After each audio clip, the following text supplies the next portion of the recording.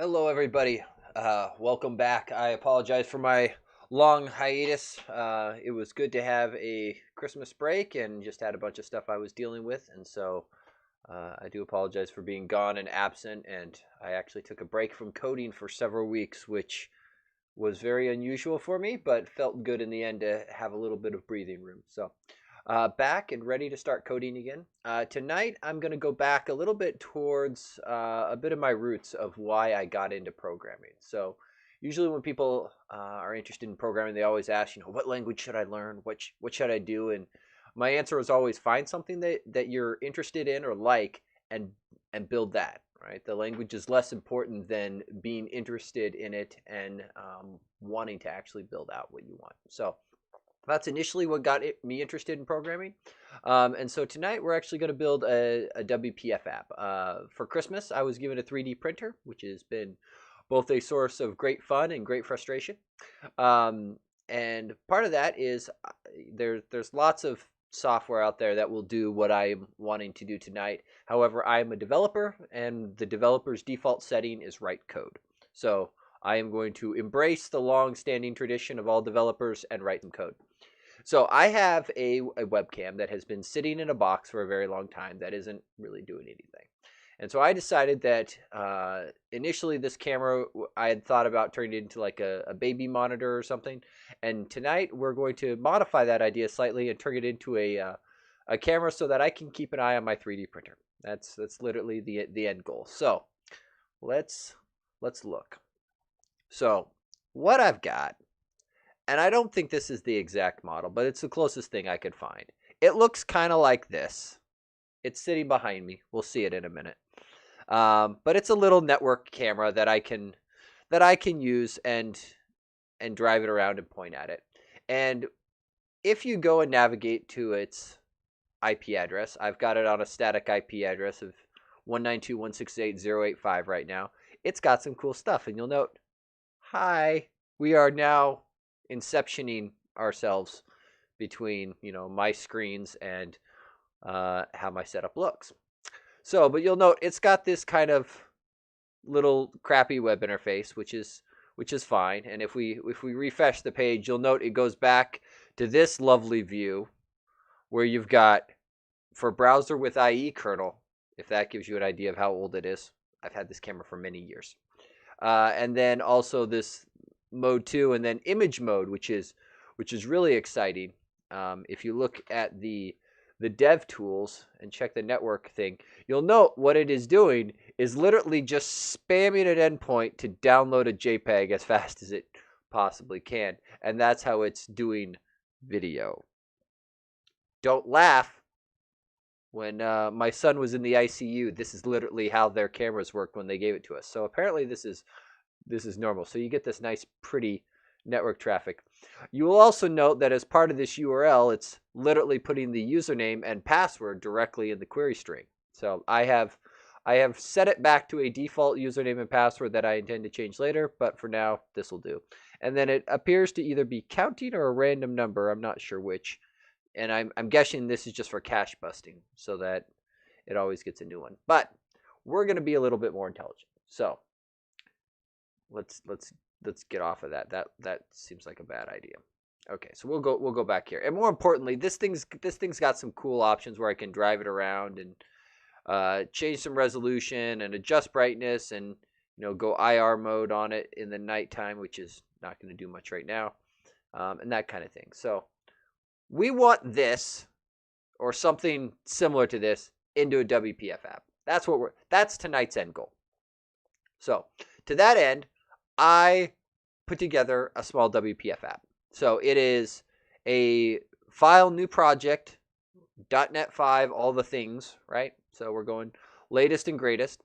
And then I brought in this project here called FFME for Windows. So this is a slightly different, it's a media element drop-in. So on my main window, I've literally created this FFME media element, right? So the WPF does have a built-in media element, but in our case, we want to use this one. The short version is I tried this video stream on the regular media element earlier and couldn't get it to work. So something's off, and rather than troubleshooting it, I'm like, you know what? Let's go with something FFmpeg based. FFmpeg is the de facto standard for all things video. We'll use that. So, and I've got some experience with this project, and I was like, it's easy enough to plug in. Let's do it. The one thing to know about it, when you bring it in, it's kind enough to give you this nice little README with some directions. So I've kind of gone through and done this already. So the first thing to note is it doesn't distribute FFmpeg with the NuGet package. It expects you to go off and download the appropriate binaries yourself, which is fine. So if we follow the directions, right? So we go to this, and then we come over to Windows, and then I like this second source down here because it takes me to a GitHub page, and I like GitHub better.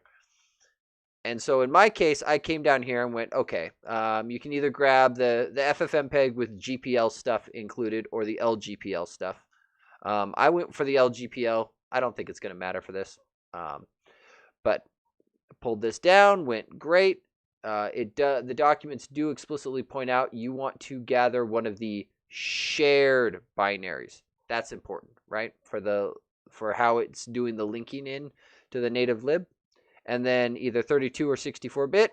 I'm on 64-bit. If you're going to distribute this to lots of people, you might consider doing something fancy where you toggle based on bitness in case you want to support 32-bit operating systems for the 3 people that will still have them. And then finally, you need to set up this static directory so it knows where to go. So in my app.xaml, I've hard-coded a path. This app is designed for me running on my computer, so it's going to work for me. We'll see about making it friendly for other people, but for now, just me. Just me is good enough for now. Let's see. And then this is all about plug it into your stuff in your XAML, and I went through and did that. And so in my main window on my media element, I'm literally just calling open and passing it through to that same CGI one, and there's the URL. And so the end result, or I should say the current result, is compile, hand waving, hand waving, hand waving, hand waving. It's on the wrong monitor, but look at that. Woot woot. Hi. Little delay, little lag. Good enough. For what I intend to use it for, this will be just fine. So, we've got that going. That sounds great. I may come back because right now I don't actually care about having a nice, pretty stream. I care more about getting the camera functional and getting this app working and making this app pretty. So, that's where we're at. Let's see where we want to go next, since that's the sum total of where I'm at. So a couple things that I'm thinking I want to do with this. One, material design, because I want this app to not make my eyes bleed when I look at it. And I think the key features that I think I'm looking to get in is I would like to have the little navigation-y buttons for driving it around. I think that would be nice. And it should be pretty easy to reverse engineer this thing. I think it's as simple as just grab these URLs and look at what they're doing. So that seems easy enough. I'm not sure if I need to muck with the resolution or not. I'm fairly confident because I've opened up multiple instances of this browser page, and it appears toggling this toggles it on the camera, not for the browser instance, which is just awesome. So I'm thinking we could probably get away with that.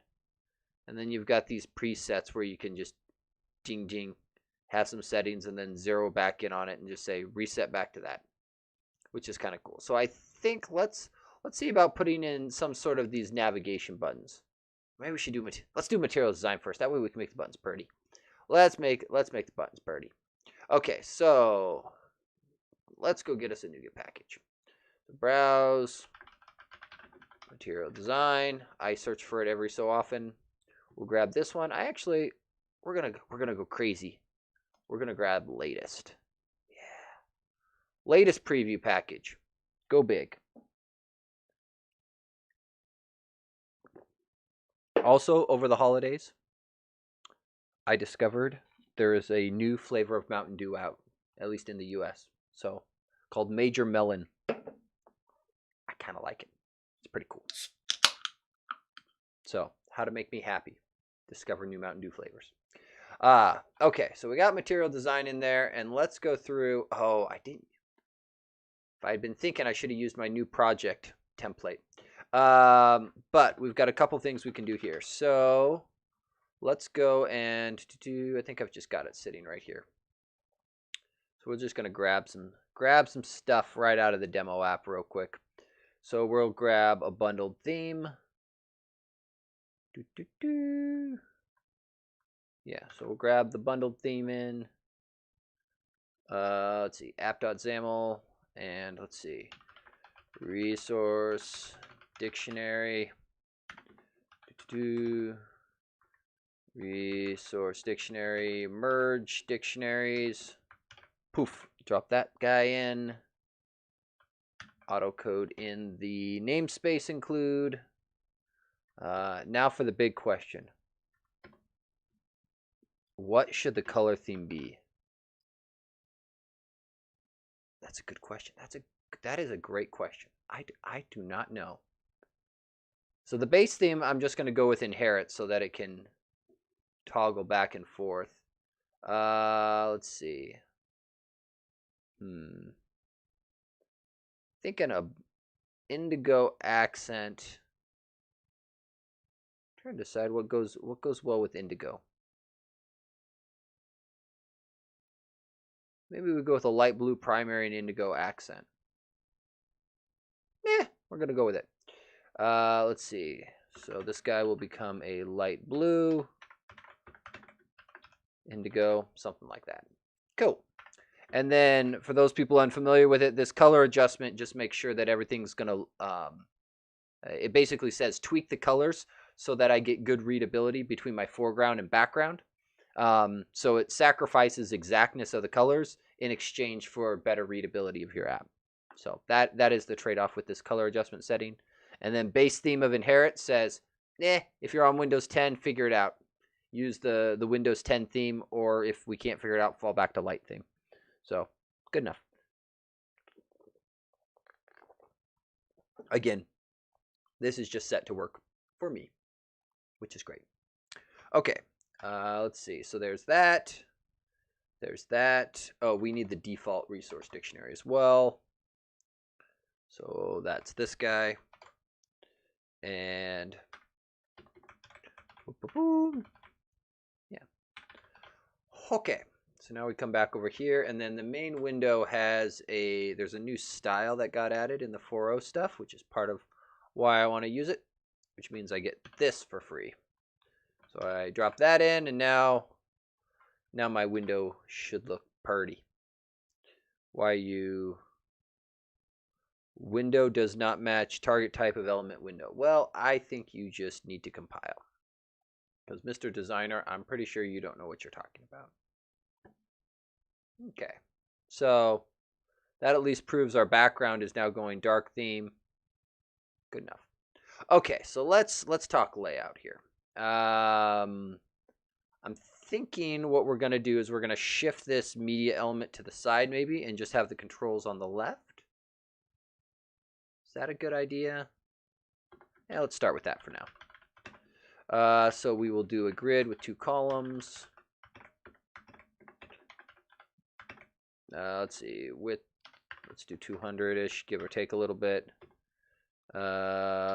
Take you, grid, column 1, kick you over, column definition, fill the remaining space. So something akin to that. That seems good. Okay, so now we need to do something that's going to give us kind of an up, down, left, right control. Trying to think. I don't think there's anything really built in that lines up with this nicely, so I think we're going to end up just in the button mode. And I'm kind of feeling like this icon button might be the cleanest approach, I think. But a flat button might be just as good. We might just go with a straight flat button. Yeah, let's just do a flat button, I think. So we will just grab that guy and let's go build out some buttons. So I think here what we're going to do is let's start by inserting another nested grid. The app has the diagonals, but I don't know if I care. Let's just do up, down, left, right, I think, for the moment. So actually, let's just do a dock panel then, I guess, if that's the way we're going. So we will do a button, something like that, and I need an icon. I need me an icon. Something about maybe an arrow. Let's see. I kind of like these ones here. These kind of bold outline ones. So yeah, we'll go with that for now. So let's see, we'll close the button and we will make its content that guy. You probably want the include. There you go. Yeah, something like that. So I think what we'll do is vertical alignment top, maybe. So I usually don't like the designer that much, but I think that's kind of where we're gonna go. Okay, so and then we got to tell it where on the dock panel we want it to go, otherwise it'll do last child fill. So we will do dock, and this is going to be bottom. And then I assume there's bold arrow up or similar, right? Where is the up arrow? Let's see. Let's just do bold outline.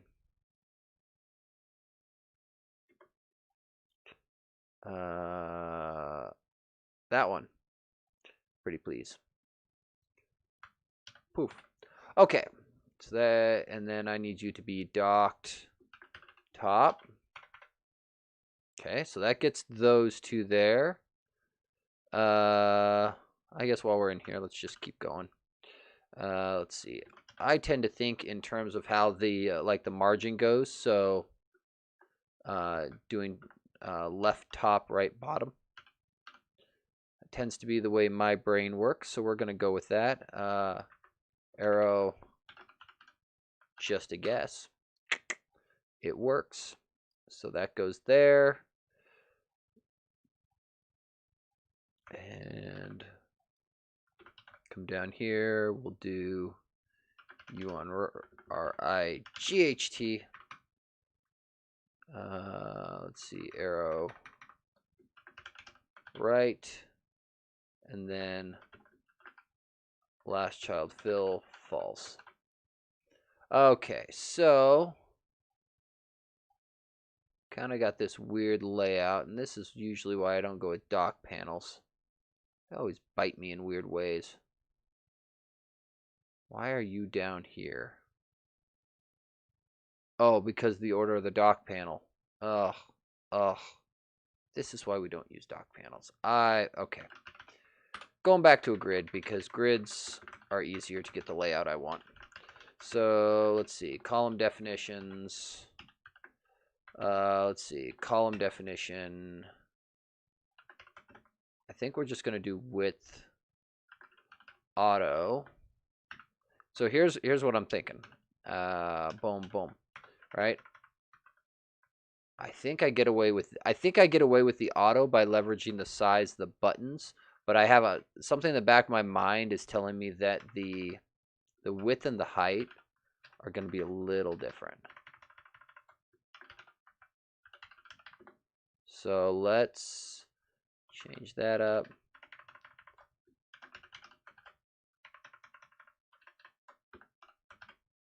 Something like that, and then that means all of you guys need to change.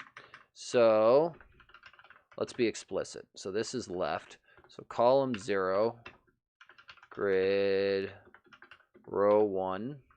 All right, and then we're just going to grab both of you and replace these guys. So let's see. Up is going to be column 1, row 0. This guy is going to be column 2, row 1. And then this guy, same thing, column 1, row 2. All right, something like that. See, now I get the layout I want. This is why I use grids. This is why we use grids. So let's see. And then let's do horizontal alignment. Let's just center it up for now. Something like that. And a little margin on the top to make it feel a little less cluttered. Yeah, something like that.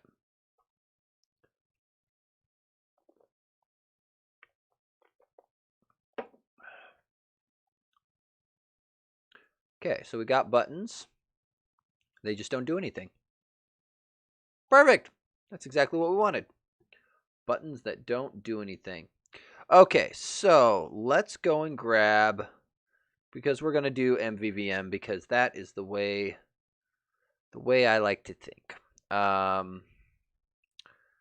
second, because I don't remember my... I don't remember the package that I want for this, so I'm going to go and grab it from another project that I have, because I cannot remember the name of my own, or of the NuGet package I want. Microsoft Toolkit MVVM. That's the magic sauce we want. So we'll use that. And you do need to go preview packages because it is not released yet. So for anybody who has used MVVM Lite, this is a, I will say, port of it. It has been brought over. It's for the, I think, what is it called? Windows Community Toolkit. And it's based on MVVM Lite. So if you're familiar with their names and APIs, it looks very similar. But it is significantly more performant, which is awesome, and has been updated with all the latest bells and whistles and whatnot. So, okay, so namespacing is optional for now. Let's see. So main window, view model, observable object,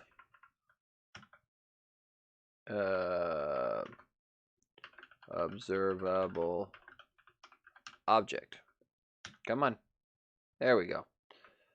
Points for spelling. Points for spelling.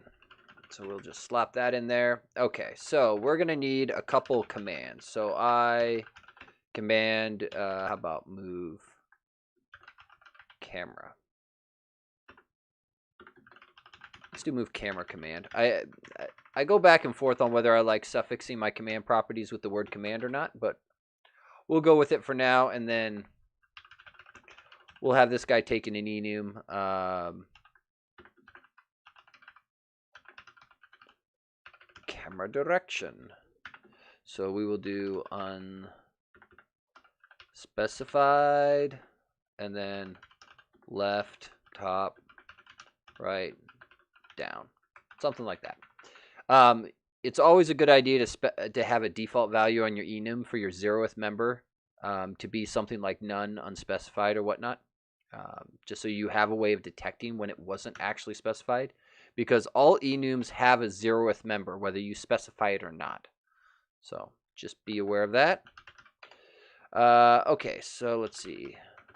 Move camera command gets new relay command of camera direction. Come on. Do that. Thanks. On move camera. So this is just the naming scheme I tend to use. So for the action methods for my commands, I tend to prefix them with the word on and then name of command. So let's see. Let's give this a better name. Direction. Okay, so now we got to do a little reverse engineering. Because ultimately what needs to happen, and at some point we may want to change up the way we're getting these URLs, but here, when I click button, so for example, up does this. So if we, nope, copy link address. Sure, that'll work. Thanks.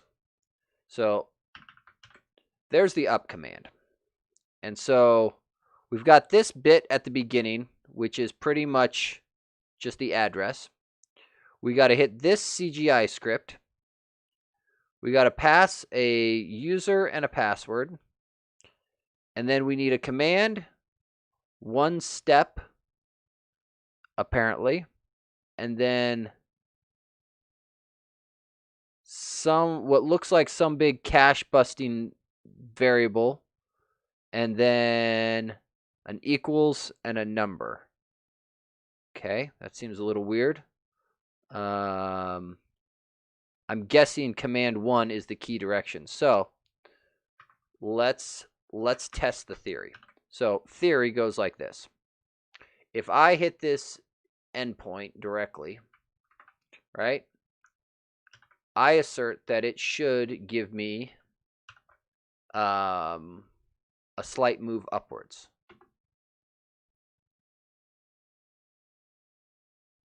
Does not. That's unfortunate.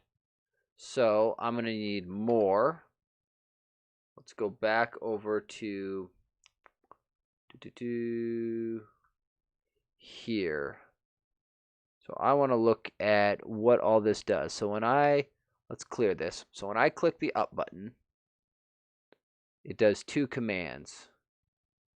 Command 0, command 1. Oh, dear heavens. That's mildly terrifying. I'm hoping one isn't go and one is stop, because that would be absolutely hysterical. So we might be looking at the ceiling here in just a moment.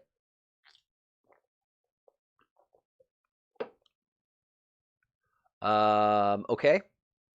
So let's copy link address. We'll slap this guy in here just so we have a reference point. But I believe, and again, I think the other stuff is just being tacked on for cache busting. So I don't think I need anything after this, because I think this stuff here is just random cache busting stuff so that browsers don't cache results for a given URL. So I think this one here. So let's test this theory.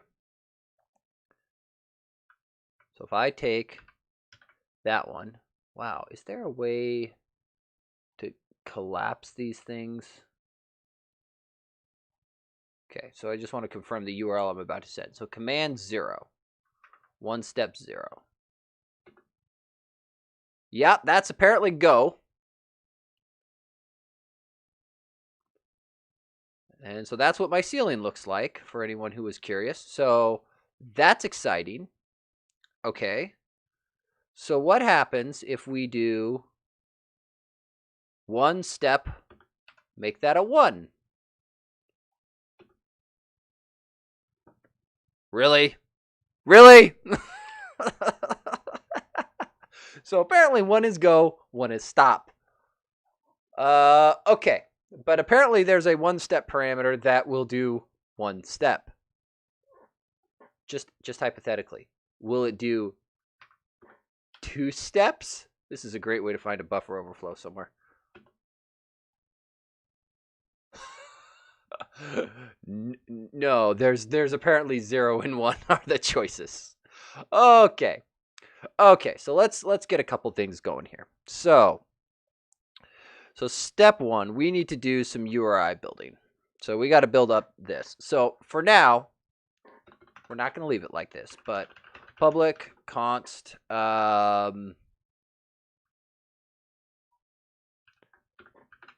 camera address. Naming things is hard. So let's do this. And this will be 192.168.0.85 because that's the static IP that I set. You know what we should do? We should do this right. Let's do this right. So let's put it. So for the people who have seen any of like the unit test stuff that I've done, and for people who are interested, there's a link to it. Out on my YouTube channel, my pinned video is on a talk that I did on unit testing. So if you want a lot more details on this, go check that video out. There's also going to be some blogs coming on my company's website that I'm writing on similar topics. So here what I'm thinking we do is, rather than clutter up the view model, because the view model's purpose is to support the view, right? And it needs to delegate out from the command to go and make the camera do something. But this level of detail about the URIs and what all of these things mean, that's really specific to this camera. So I'm thinking what we do, iCamera, you know what? How about just interface iCamera? You know what? And we will do this. And I think we are going to probably violate the interface segregation principle for now. But I think what we will do is do something like this. So let's see. What are we gonna call it? So let's do let's assume asynchronous interaction, because it's going to be like network calls and whatnot regardless. And then hypothetically, if I get a different camera, I can replace just that. That makes sense. And more importantly, it allows for easy testability and all that jazz. So that would be cool. So let's see. Move camera. I almost like pan, right? I kind of like pan as the verb for where it's going. So how about pan up, right? I think we'll just do this. And then we will fix the directions. So left, up, right, down, right? So we'll create that up. This guy's going to take in an iCamera. Or he should actually probably instantiate the camera for now. At some point, we'll have to come up with some way for him to get a camera. But for now, we're just going to let him... actually, we will make him private. Camera. Boom. So we're just going to do this. And our implementation class will be called, I don't know, Shield Camera, because Shield is the name that's printed on the side of it. So, good enough for me. Good enough for me. So, you off to your own file. You get implemented. You off to your own file. Okay, perfect. So, what we will do here is we will then do a switch on this direction. And we'll do case, and we will just basically split out all of these. So left is going to be camera, because I kind of feel like I wanted to just do one step each time I click the button. I don't know if I need much more. Maybe we'll tie in some keyboard commands so I can drive it with my arrow keys. That's probably a nice feature.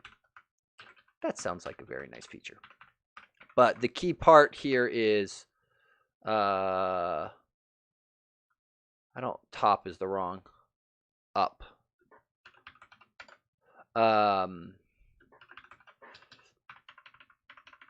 Let's see, pan up.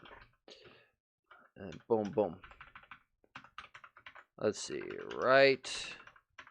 This gets changed to right. Down, right? Pan down. Okay, so there's all that. There's that. We're going to grab these two little URLs, and we're going to go off and play. Okay, so in general, what we're going to need for this is going to be an HTTP client. Now, HTTP clients are a bit special, and if you look online, you'll find a whole lot of information. You can run into problems if you just create yourself a static HTTP client, because it won't update or it won't get DNS updates.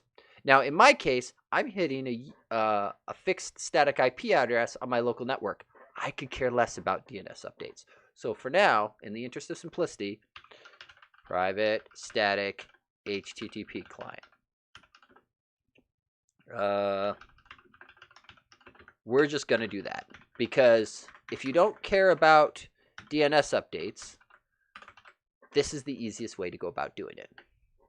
So in general, don't do that. There's wonderful documentation on Microsoft's site about better things with either named clients or similar, so that you can get the best of both worlds. The other thing is, this guy is iDisposable. Do not dispose him after every call. You will starve yourself out of sockets. So it'll work for the first 65,000 give or take calls, and then it'll sporadically start failing on you. So that would be bad.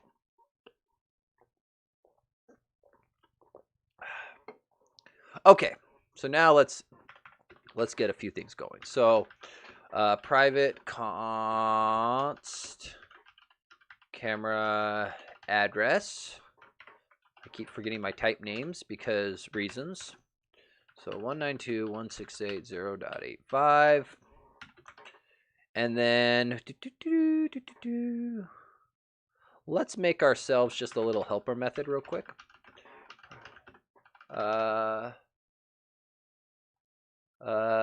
Do you plan on displaying the camera feed on the WPF window?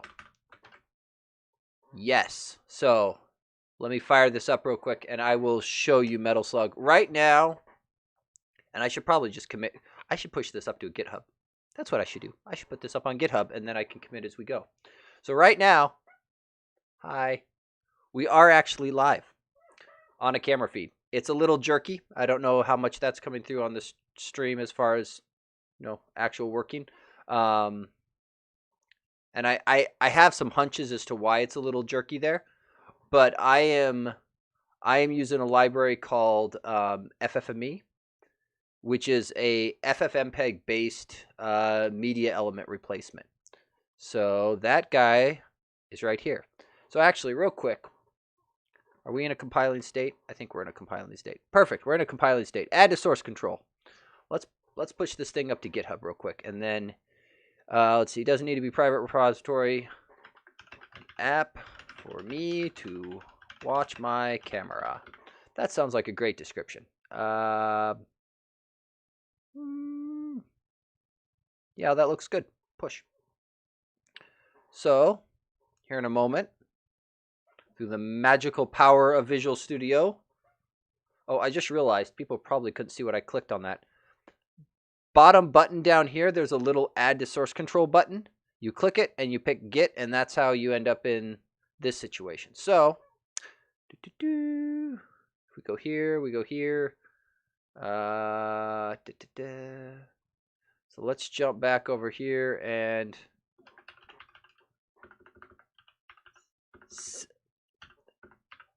okay, simply view. So if anybody wants to go and play with the repo or watch what we're doing, I will push changes at the end of the stream too. I want to stream a Raspberry Pi camera to a WPF app, so I'll definitely check out FFME. Yeah, and you might be able to get away with the standard media element that's right inside of WPF. Hang on. Oh, it created the repo, but it didn't push it. Oh, that's not very nice. Open Git changes. 2 outgoing commits. So push. The disadvantage of the built-in WPF media element is it's limited on the types of codecs and video stream types that it'll handle. I believe it only handles, and I might get this backwards, it only handles DirectX based stuff, or it can't handle DirectX based stuff. I can't quite remember. But FFmpeg is basically the Swiss Army knife of all things video. And so FFmpeg can handle pretty much anything that resembles a standard video stream. And the docs on it are vast and occasionally really, really complicated.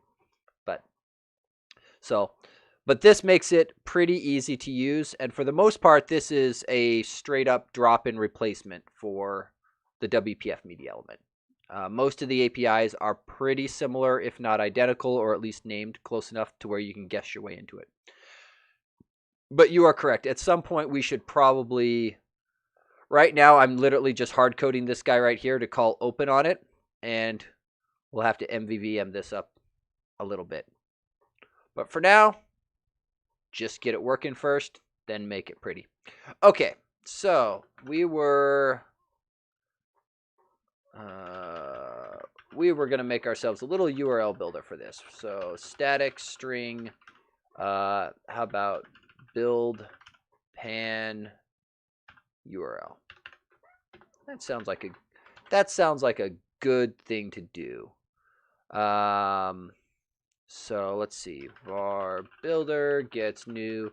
It's URI builder or URL builder. Can't remember which it's called. URI builder. Boom. That's what I want. That's what I want. What do your constructors take? Hey, show me your constructors. Come on. Not helpful. Okay, navigate. That's the one thing that always bothers me.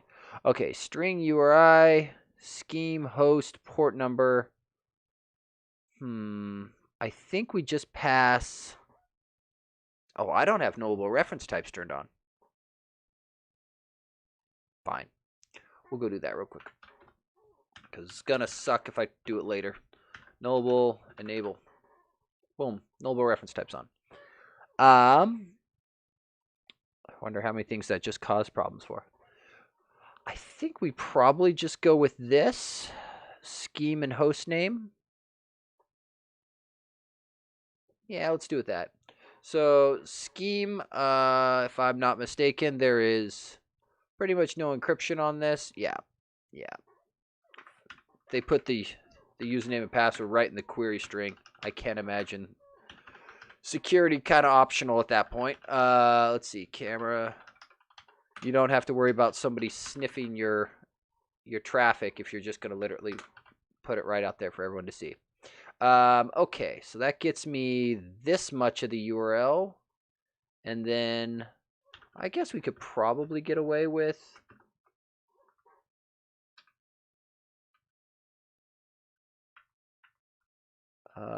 I guess if we do port path, so if we do port 80, all right, and then path value, in this case we know what it's going to be. It's going to be this guy, right?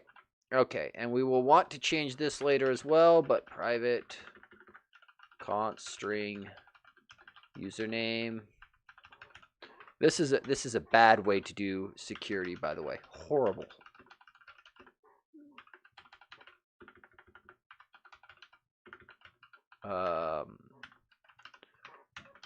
So the amount of dumb in that one line is incredibly high.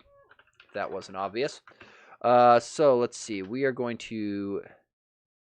I believe there isn't there like an add query string option. Oh, is it just straight up query? Why did I think there was a query? Hang on. I could have sworn there was a query string builder.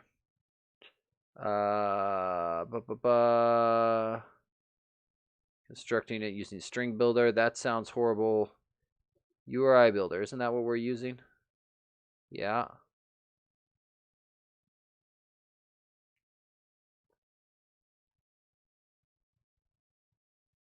Oh yuck.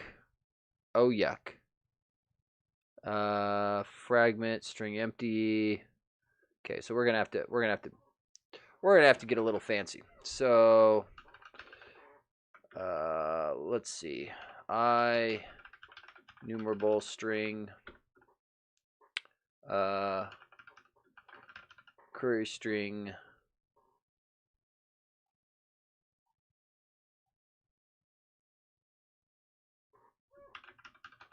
arts, I guess. We'll do that. So let's see. Yield return. And we're going to do, let's see, it'll be login use equals username. And then this is going to be password, and it's just login pass with one S, not two. And then in this case, what we saw was command 0 was the go button. So, but I think we're going to do command 0 and then one step 1. So yield return, because this is, we almost assuredly need to pass in a different value for different directions. But we will get that later. One step, true. So something akin to that, and then builder query gets string join. Let's see here. So we are going to, because the only real difference between the query string is this thing's just going to tack on the question mark for us. And so we just need to put little ands between all of them. So, whoop. And then query string parts. So, boom. What are you suggesting here? Make function static. That sounds like a good idea. And then how about return builder toString. So build that guy up. So we're gonna collapse a bunch of these things down for now real quick, because we're just gonna make up work. And then I assume most of these are probably gonna end up being pretty much the same. So HTTP client get async, and then build pan URL,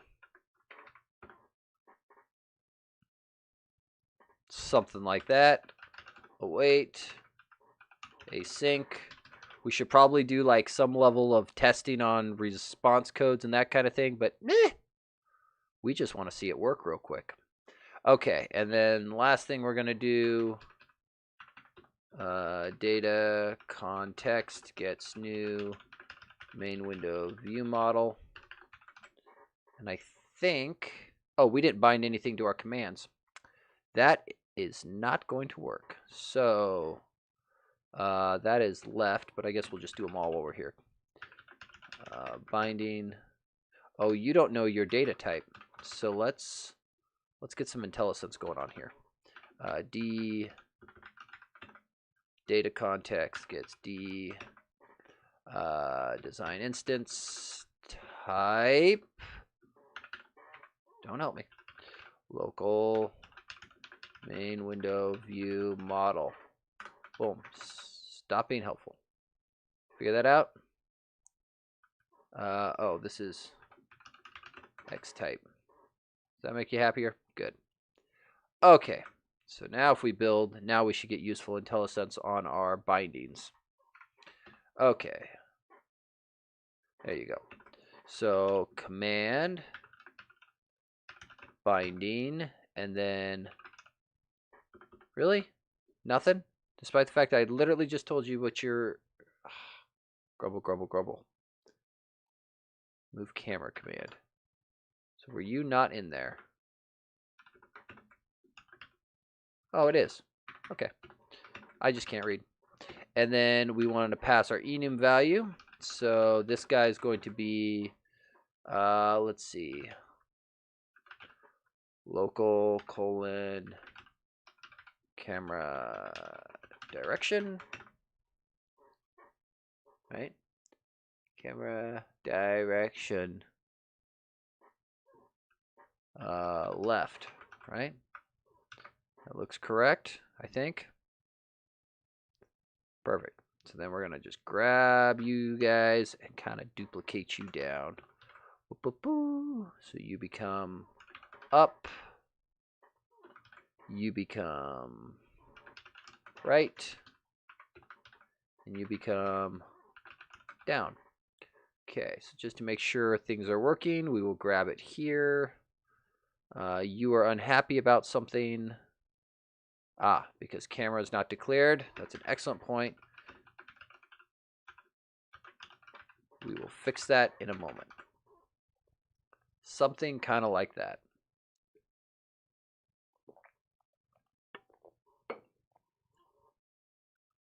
Okay, so there's that. We press the button. We hit our breakpoint. It passed the direction up. So we should step into here. This guy here is going to build us a URL. Let's come in here and see what he returned. Let's see. That looks kind of like what I expect. I wish there was a way to switch back quickly to see the camera move. Let's see.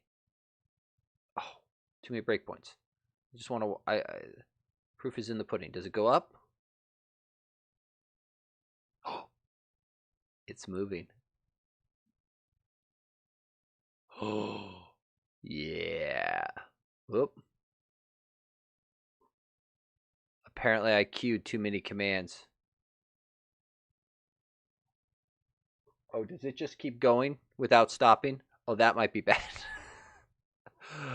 Okay, so this is what happens when you reverse engineer and you don't do it correctly. So go back down, please. So we might need to send both commands. The one step may just be too much going up and down. Well, so what I don't know at what point you tuned in, Metal Slug, but what we saw a second ago was that the web app that I'm kind of, and I use web app very loosely here. It sends two commands, command 0 and command 1. And if you just do command 0 with one step 0, it just keeps going. So I'm assuming what we want to do is actually change this to send both.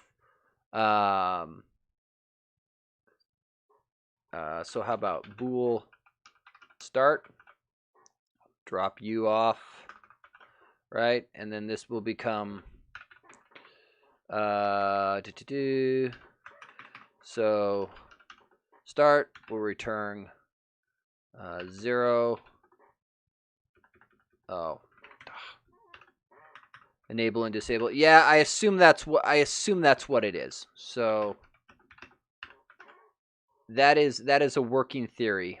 So 0 is go, 1 is stop. Oh, can't be applied while the application's running. I know. Hang on. True. False. Let's just try that. So go up, and then stop going up. And then we'll implement down. So up.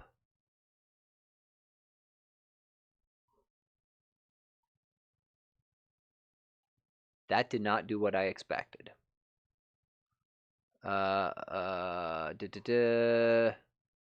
So that was too many steps up. And then it kept going. So let's go back here real quick and check. So I want to bring you back down where I can see what I'm doing. Whoop, there's me from the back. Hi. Clear that. So what we want to simulate is that button. Okay, so there's two commands that get fired off. How do I make you bigger? Can I? Oh, I can't do that. And then I can pop you out if I do this button. And then I drag you back over here. Okay. So if we look at this guy, when we click the button, it sent that. Boy, I wish I could make that a little bigger. But apparently it just does not want to expand out. But command is 0 at the beginning. And then command is 1. So I'm wondering if I just fired them in too rapid of a succession. So hypothetical. Let's try this. Await, task, delay, time span from seconds, 0.5. That's a lot longer than what that other one used, but if there's going to be if it's going to be timing related, that should fix it. And by fix, I mean I should see it go up for half a second and then stop. Nope, just keeps going. What are you doing? Why do you not stop? So I guess the question then is what URLs are being built? Let's just make sure we've got this right. So start should be 0. Oh, it's because I got these backwards. Start should be 0, stop should be 1, right? So on true, command should be 0. And then on false, command should be 1. So that's the problem. Which means I might not need this delay, which would be great. So let's try this one more time. This time with success. Okay. So up. There. And we can slowly go up and stare at the ceiling because that's exciting. Now, if we implement the down button, we might not blow up and crash. But that's a convenience feature. Okay, so that now works. So we need to send A, then B. Yeah. I like it. I like it. Okay, so that makes progress. So I'm gonna I'm gonna mark these here real quick. That was up. Let's find down. Yeah, it is a very interesting API. This camera is, let's see, I think I bought it 8 years ago, so it's a little old. So to its credit, it was built not in recent memory, we will say. Okay, so let's see what down looks like. If I click the down button, I got 2 commands. So let's copy link address. I'm kind of hoping that there's some symmetry here. Copy link address. Boom. Okay, because it would be really, really nice if, of course, naturally there is no rhyme or reason to these commands. Though apparently I have landed on them in the appropriate order, 0, 1, 2, and 3. That's kind of funny. Let me guess. Left will be 4. I just have to know now. And if I go back, I don't need you. Where is the window? There it is. Left is 4 and 5. Oh my word. Let me guess. Right is now 5 and 6.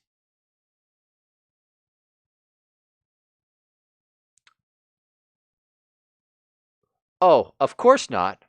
Right is 6 and 7. 4, 5, 6, 7. Okay.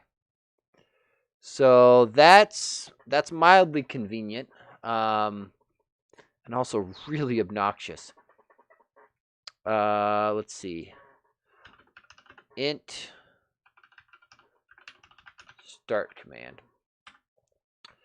So I think what we're going to do is just we'll pass in the start command, right? And then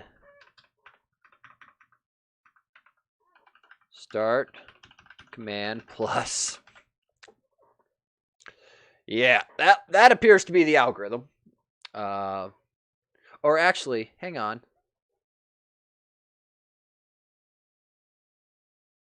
That was part of our issue. Is I put this on the 1-step thing rather than on the command. So I'm just dumb. Cut. Paste. And this should just be fixed. Because in all cases, we're just going to pass 1 step 0. In fact, we might even be able to test omitting this, and I suspect it'll work.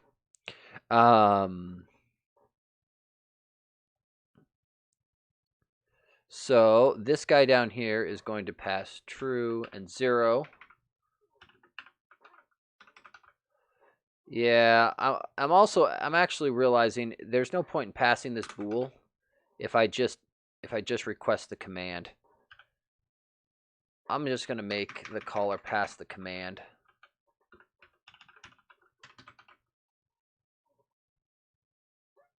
Yeah. I'm not entirely sure what one step does, because it seems like one step goes one step at a time, but doesn't quit going, just keeps going. It's like, rather than just a smooth transition, it just goes, jit, and then no stop command. Okay, keep jit again. It's like, okay, that's a weird API, but that works.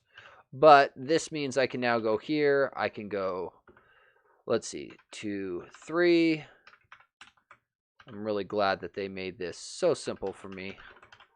And then, let's see, left becomes boop, async 4 and 5, and right becomes, here, let's see if we can figure it out. Autocode, do your thing.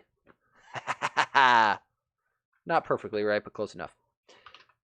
Oh, I love the autocode button. Okay, just because the symmetry is going to bother me, I'll put it like that. That way they read up, down, left, right. Okay. Okay, so that gets me to there. That gets me to there. Let's see if it works. So now, in theory, I can drive my camera around.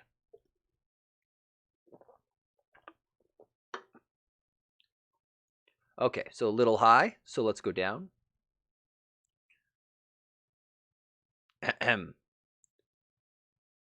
Down. Down. Down. Left. So right works. Left works.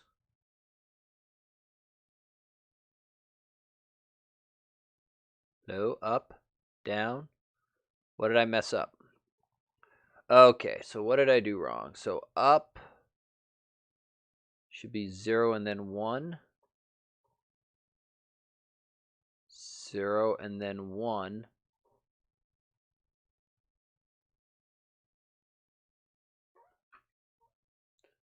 Okay, so here's what we're doing real quick. Our return value, how about debug? Come on, go get it. Debug, right line.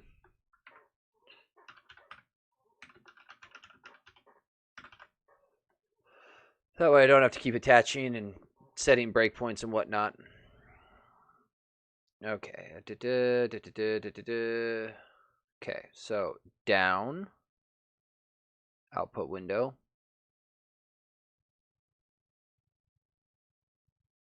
Let's see here. Down, down. So it's doing 2 and 3. So let's go over here and grab this window and clear it. Set you to the side for a second. Down. What commands did you send? Did I miss something? Command 2, command 3. Am I missing something obvious here? Command 2, command 3. And this guy, let's see, my guy sent what looks like an identical URL, give or take a little bit. So that's the, let's just grab them both. Let's just go compare these guys. Where's code? Just grab me a new code window real quick. Boom. And bigger and be big. So these are the commands I sent. And copy link address. These are the commands the browser sent. Copy link address.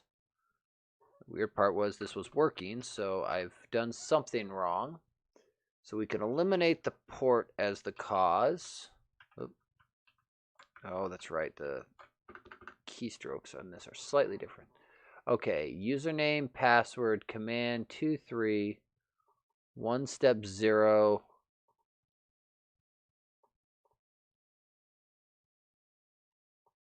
So unless these query params are set up here, I don't believe they are doing anything. Those should just be cache busters.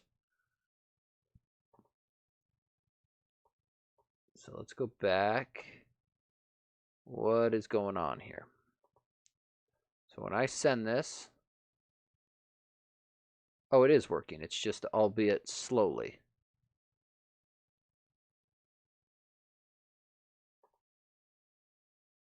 Okay, so it is going. And it seems like it might be potentially... I almost want to change it so that it doesn't send the stop command until I lift up or something. But down works. Clear that.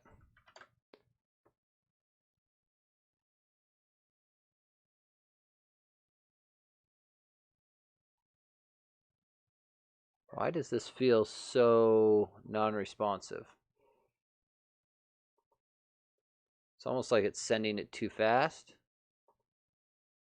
I am wondering if if my commands are going off too quickly and there needs to be a bit of a delay. Let's go through and add in just a teeny weeny await task delay from seconds. Let's just do a small amount of delay on each of these, because I'm wondering if that's the issue, is I'm sending start and stop so quickly that it stops before it physically gets going. I generally don't like arbitrary delays in code, but the exception is when you're dealing with physical stuff. Sometimes there's no way around it.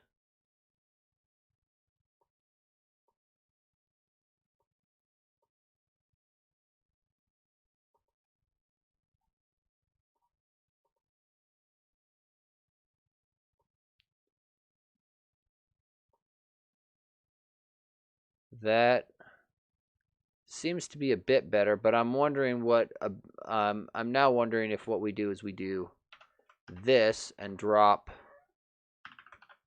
this guy. Let's see, autocode. Oh, you are pretty much amazing, autocode. So that, for those people who haven't seen that before, that's IntelliCode, and it is awesome. Okay, so if we do one step,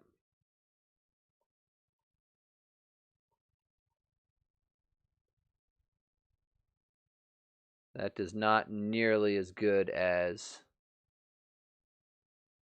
yeah, we're going to go back to the delays. So undo, undo, undo. Okay. So we will leave that with the slight delay. And I think that's probably better. It still bothers me that I'm getting slightly different behavior on my call versus what this thing is doing, because I don't understand why it would have... Oh, interesting. This guy has the same responsive issue as well. Except for they must be setting the... So I think they must... Ha ha ha ha. Okay, I bet you that's what it's doing. Is it sending one on mouse down and one on mouse up?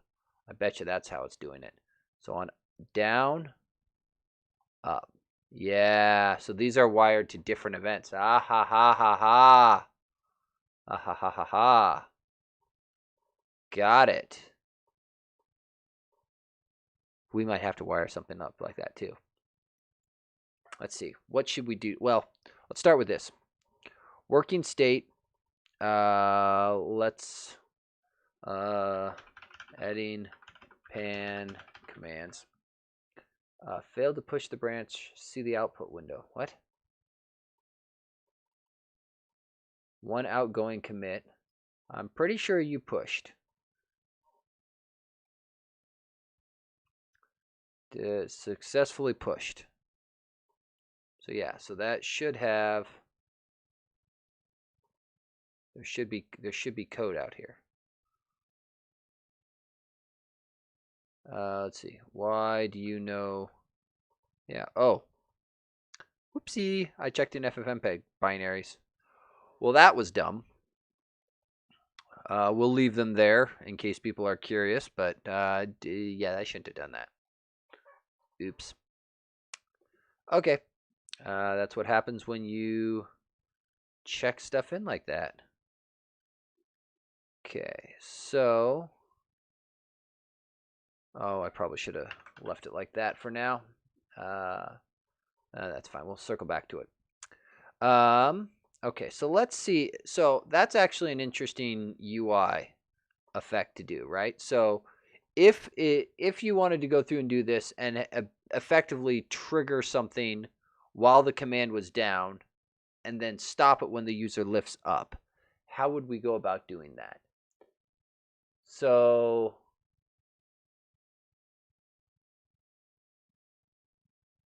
I'm thinking there are a couple ways to go about doing it. So one, I think I need to change. So this view model no longer reflects how this thing actually works.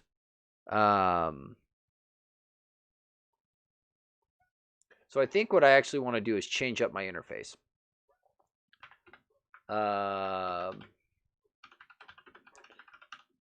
Start pan.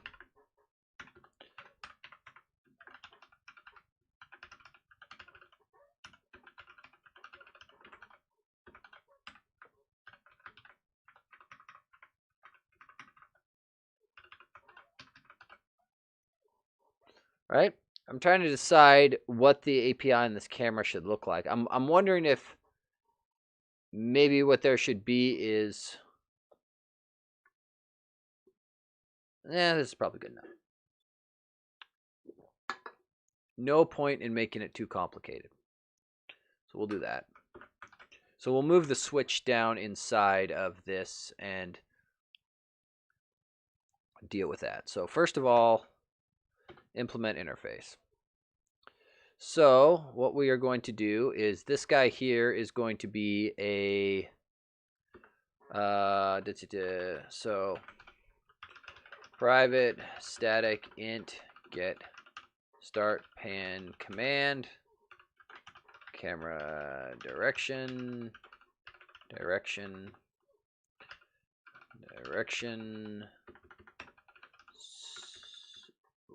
switch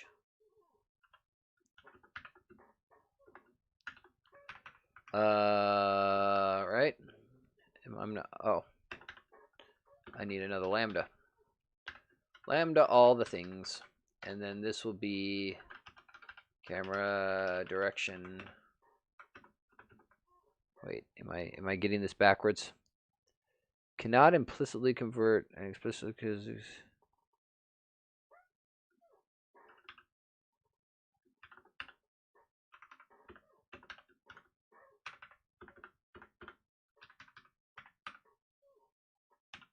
that's what I want. Okay. Boom. So up, down, left, and right.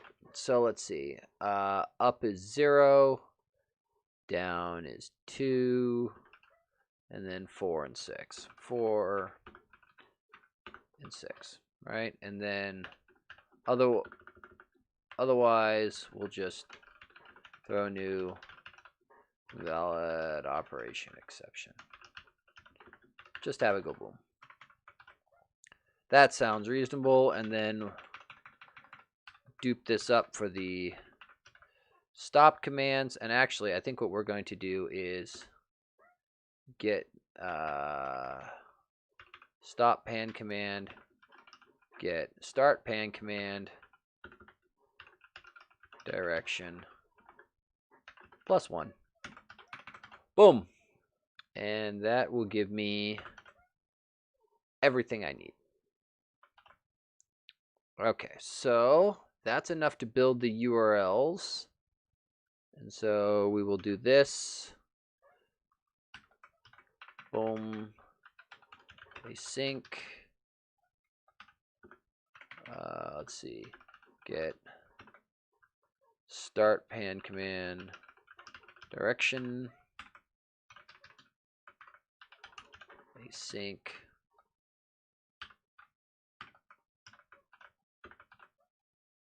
and you will be stop.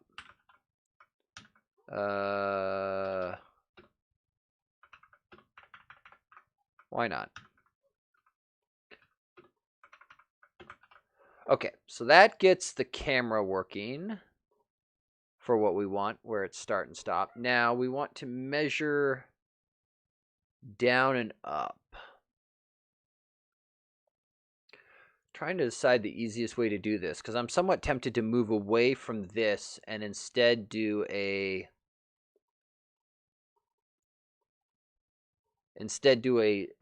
start stop or like a mouse down thing, right? So is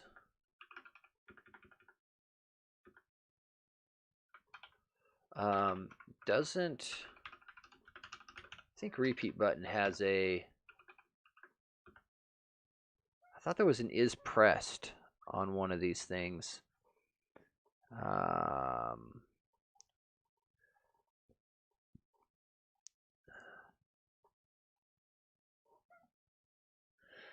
Because a repeat button would get me pretty close to what I want.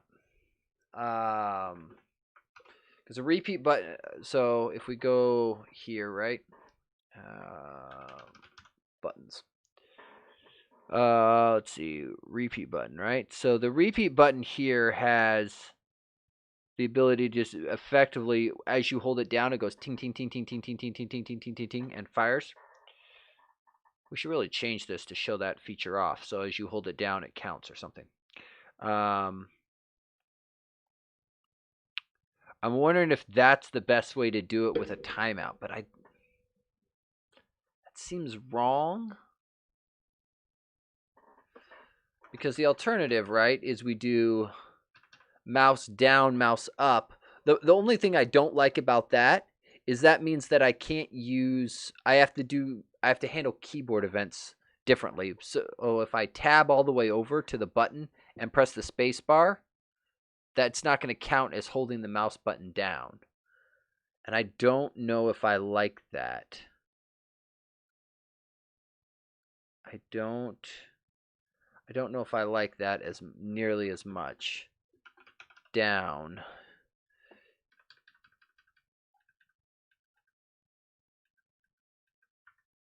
Yeah, because I don't really want to handle the. I wish there was an is pressed. That's kind of what I want, is a is pressed thingy. What? Real quick, sorry, slight detour. I want to look at the theme for this button and see, because I believe there's a visual state, which is how the ripple is working. Because you'll note, like here, right? As I hold it down, the ripple grows. But if I go quick and let up, the ripple stops. And I'm curious what that is bound to. Let's see. Ripple content. What do you... I don't actually remember how this thing works. Size changed. Oh, it is. So it is watching mouse button events and going to particular states. Yuck. Yuck, yuck, yuck, yuck, yuck. So the exact problem that I was going to try to avoid with mouse buttons. I guess we don't have a lot of options. I don't think we have a lot of options. We go with mouse events, I think.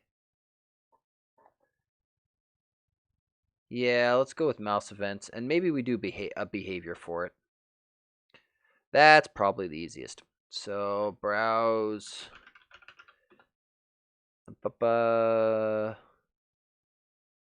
SAML behaviors. That's what I want. Pretty please. So if people aren't familiar with this, this is a great way. If you find yourself getting ready to register up on events on a WPF control, contemplate if a behavior is the right option. So here is there's the link to the NuGet. So this guy here, using behaviors, and where is the? Don't they have a? Add this to your project. Well, that's not very good documentation now, is it? That is not very good documentation. What you need, Visual Studio 2017. Well, so it's also old documentation. Got it. Okay, so we will do this the fun way then. So step one, we're going to create a an is pressed behavior, I think.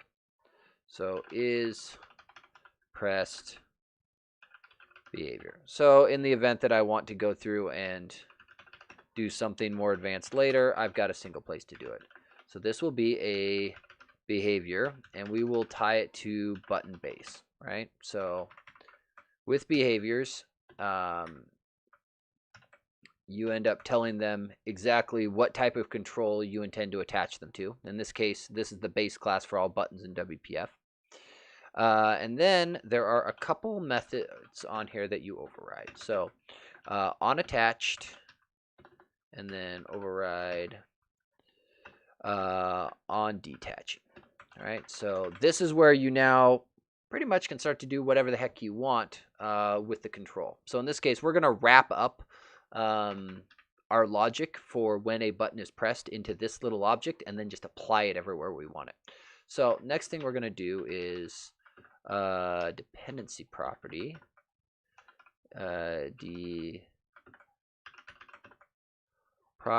dependency property,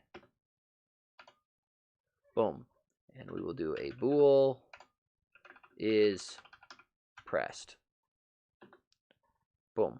Let's see here, got to include some stuff, and the owner type is not set for me, so we will slap that guy in there, and default will be false, not 0, blah blah blah blah blah. Okay, so we are going to store some stuff, and the short version is when this thing changes, we are going to toggle this property so that everyone knows that it has been done. So after we are attached, we will have an associated object, which will be some instance of a button base. And what we will do is we will watch for, let's see, mouse down, I think. Yeah, so we will watch for mouse down. Great. Apply, sounds great. And then similarly, we will do mouse up. So this will be a somewhat naive implementation. If we want to expand it later, we can. But so on down, we will go is pressed gets true, is pressed gets false, right? So nothing overly fancy. And then the only thing we're going to do a little differently, whoop, bring that little guy up. Let's see, is we want to then unregister these events as well when we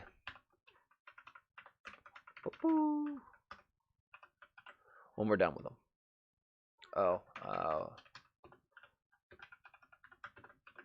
On detaching. So we will do that.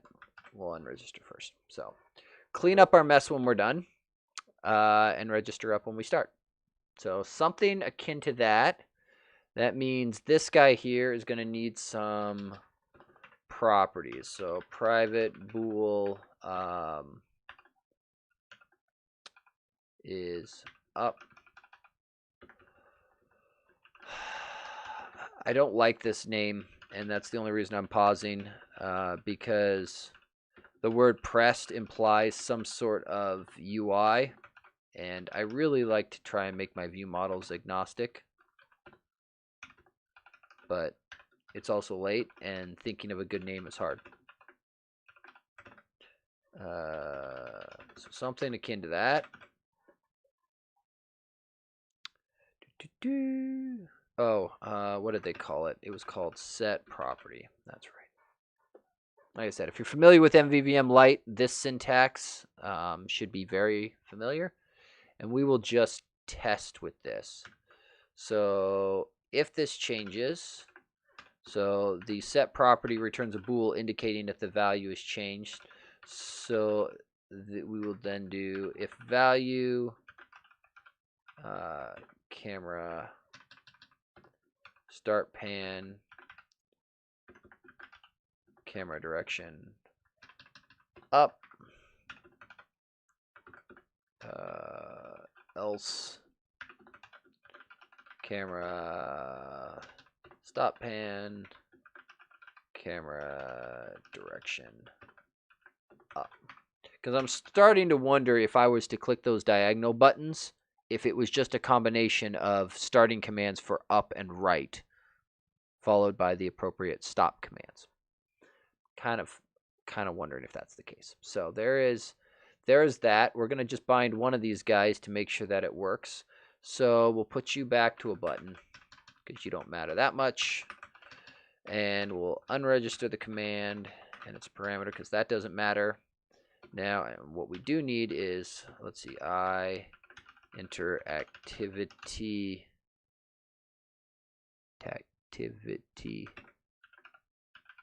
behaviors. I believe that's correct. What is it? Interaction. There we go. That's what I'm looking for. Boom.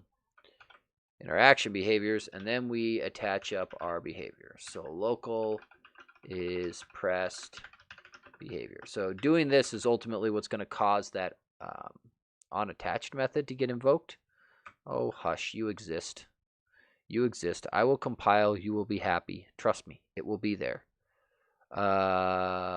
You are unhappy about all of that. So for now, this method does nothing. Okay, see? I told you you'd be happy. Okay, and then so what we want to do is pressed binding I already forgot what I called it, is up pressed. Right? Boom. So let's real quick just breakpoint this guy here to make sure he does in fact do kind of what we expect. I realize the timing of this is going to be a little off, but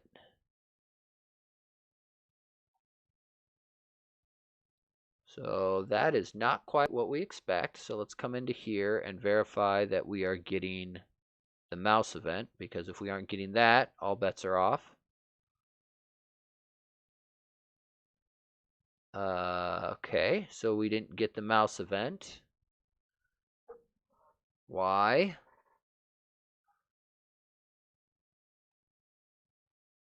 Oh, is button hijacking the mouse event?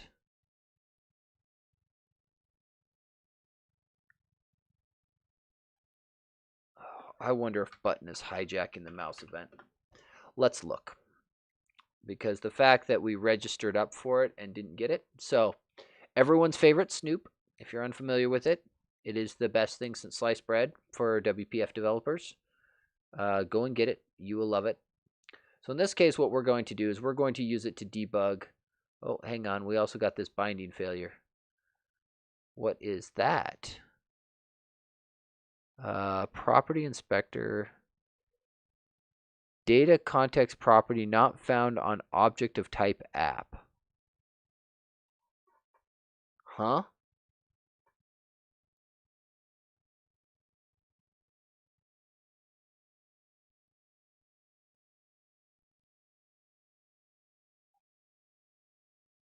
That's interesting.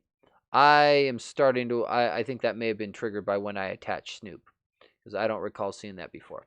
Okay, so events. What we are interested in looking at is mouse events. So we're going to turn off some stuff here. So I went to the events tab on Snoop after attaching it. We're going to ignore keyboard events. Mouse. We want mouse down, mouse up. We don't, I guess we should preview mouse down to see if it's getting hijacked. all that jazz. Okay, next what we do is we clear, and then we come over here and we click the button once. Okay, so this guy here shows us that the preview mouse down occurred. So in WPF, there are both what are called tunneling and bubbling events. So tunneling events start from the top of your visual tree and work their way down. Bubbling events start from the bottom and work their way up. So in this case, you can see the preview events are usually tunneling. So it started at the main window. Main window got a chance to handle it, said no, no, no, no, no, no, no, all the way down to the thing that you clicked on inside of the button, because you'll note here's the button, and then grid, border, ripple, grid. All those things are inside the button's template. And then from there, once the preview event got all the way down, the bubbling event started working its way up. So the grid from inside the template said no, ripple said no, border said no, grid said no, button said yes, which meant we didn't get a chance to handle it because he hijacked us. So I wonder if we can get up. I kind of while I've got this, I kind of want to know: do I get the? Am I allowed to get the up event?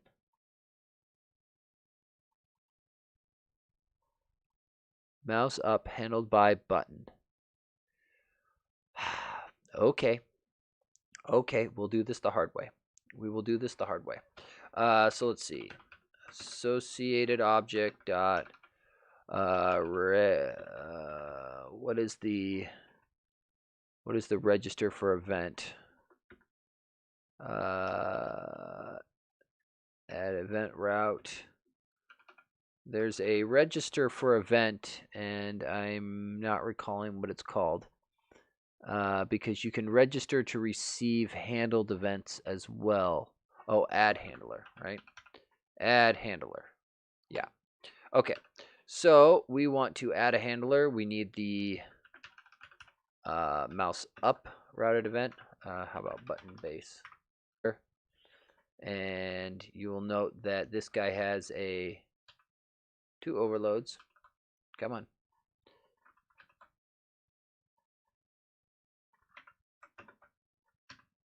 And this is the bool that we're interested in, this handled events too. So we are going to give it our, let's see, this is down, so we will feed it this delegate. And then we want to pass a true. So gimme is the short version. Yeah, go ahead and simplify that. And what is your problem? Cannot convert from method group to delegate. So we need to turn this, it needs to know the delegate type. So routed event handler, I believe, is the magical incantation. And that should make you happy. We'll handle various object center. Oh, this is. Are you guys routed, derived from routed event args? You are. Do I care? I'm not using them. So we'll just. It's not happy that this doesn't routed event args. So we will make you. So normally when you register up for it, it'll handle all of that for you, but okay. So that'll get us down. Do the same thing with mouse up event, and then we're going to grab this guy, feed it in, give me the handled events as well. And then that also means that now what we need to do is we need to unregister that guy. Remove handler. Oh. Sorry, there's a bug here that I'm introducing that we need to address, but we will deal with that in just a moment. So the issue here is that this is not going to work because the remove is different from the add. So we are passing in a different delegate. So it's going to remove nothing. which is perfectly fine for the moment. We will just leak that handle while we verify that our add handler portion works. So that's what we want to care about first. So step 1, down. Hey, I asked nicely. Why you not give me events? Yeah, so you'll know no binding errors until I attach Snoop. So I'm going to go with the act of attaching Snoop, and Snoop looking at all the properties triggers the binding error. So let's look at this. Events, clear.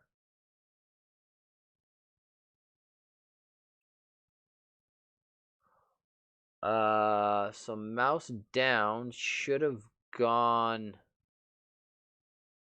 right. Like we should have been able to see this.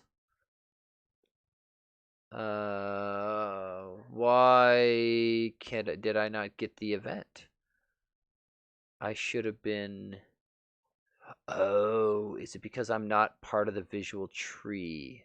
I wasn't considered. Because you'll note I'm not in this list of things to handle it. Oh, yucky, yucky, yucky, yucky, yucky, yucky, yucky.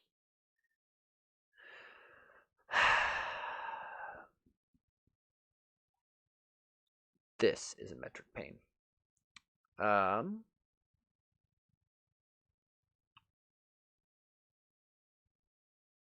We could grab the preview for the down, but that doesn't get us the up.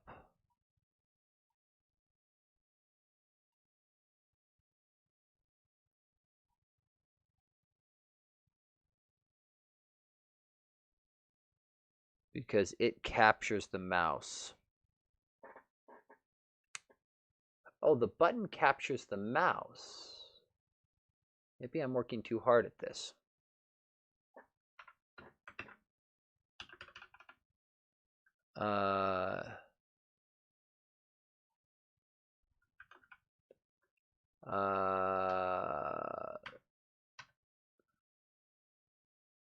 Is mouse capture changed? Well, let's just try that approach then. Because that'll probably give me the same results that I'm looking for. So if I do associated object, got mouse capture, right? So we'll do that one. Thanks. Fine. Go away. Associated object, lost mouse capture. So we'll just assume that while it's capturing the mouse, it's got access to it. So is pressed gets true.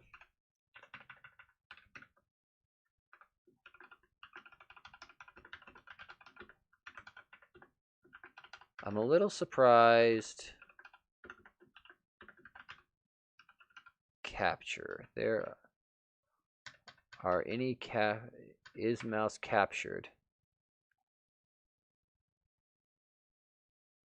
This is a dependency property. So I should be able to just bypass this whole thing. That was weird. Did I pop my window out? I did. Not what I wanted, Visual Studio. Not what I wanted. Stay. So I should be able to actually do is mouse captured and just slap this binding right on it. And then don't even need the behavior. Meh, let's give it a try. I probably left something in a non-compiling state. Is mouse captures read-only and can't be set from markup. Seriously? That dumb. That dumb. So we'll go back to this approach then. Hang on. Are the docs on that just wrong then?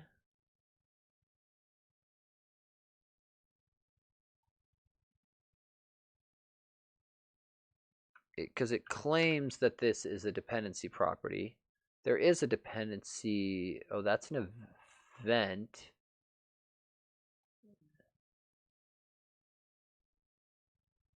There is a dependency property.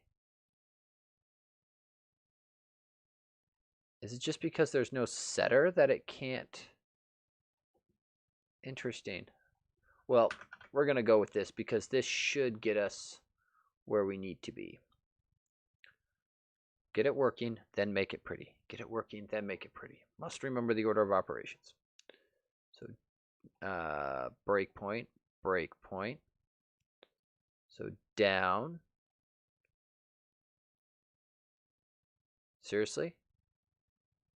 Associated object did not trigger on got mouse capture. Okay. Back into the snoop.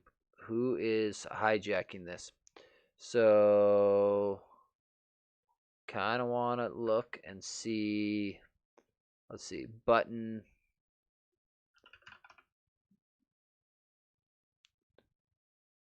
Is mouse captured? So the thing changes. So let's clear this. Let's see.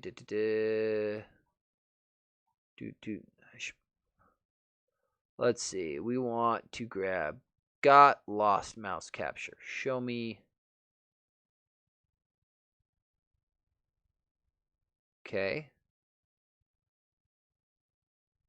So you'll note as you click on items here, it does select them over here, and anything selected over here gets outlined here, which is making me question, did that get invoked? It did. Associated object. I got a button. That's kind of what I expected. I registered 2 events.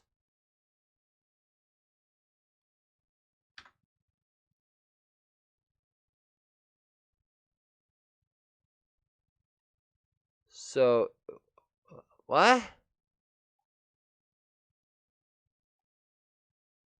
I am very, very confused. It created it. It registered it for...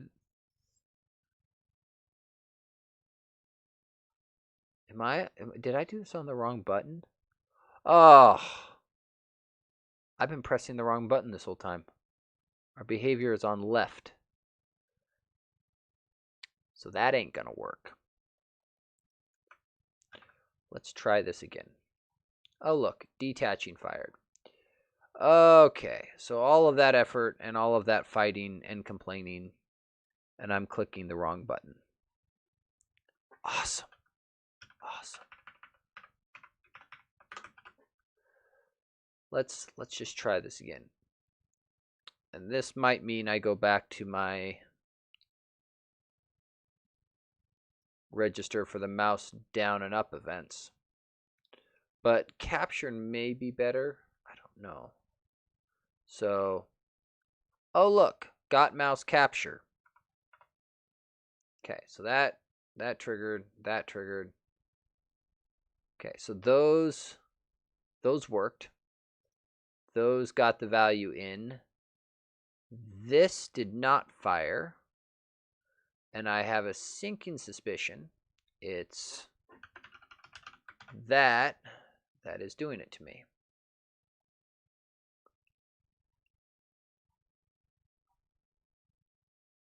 So if I do that triggers there, that triggers there, and nothing triggered on the binding.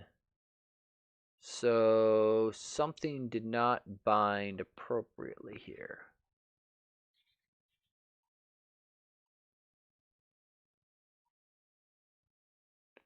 Let's see.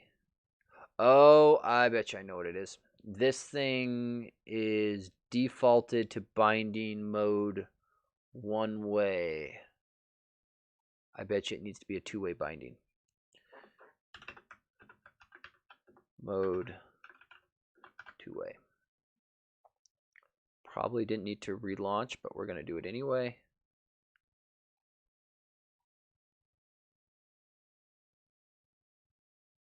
There's that. There we go. There's that. And it actually worked. So let's clear some breakpoints and see it actually work in action. And let's see. So that goes there. That goes there. Let's clear some breakpoints. Clear some breakpoints. Clear some breakpoints. If we come back here, we're pointed at the ceiling because breakpoints are slow. If we come back here, we're gonna turn you down, right? And then we'll come over here and we'll go.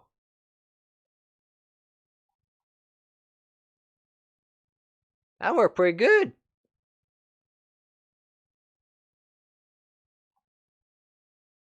That worked pretty good. I'll take it. I'll take it. Okay, so let's. Okay, so I think I actually like working with the mouse capture over the mouse down and up events. I think that's a little cleaner. So we are going to adjust this so it actually cleans up. Boom, boom, boom. So that goes like that. That goes like that. We don't need you anymore. That goes away. That goes away. That goes away. In our XAML, we are going to change these. So this will be is left pressed. Oh, do we want to change these things so we don't have to specify mode on them? I think so. So the reason the thing is binding one way is because of how we did this guy here. So if you do framework property metadata, this guy has an overload to its constructor that is framework options, and one of the options is binds two-way by default. So various properties in WPF will have this value set on them, specifically things that are meant for UI interaction. So like the text property on a text box, for example, where it's expecting that when you bind to it, you expect that communication to flow both directions. Whereas everything else binds one way by default, meaning it'll just take the value from your view model up to the control. So if you want two-way by default binding, you change it from property metadata to framework property metadata and pass the appropriate enum value there.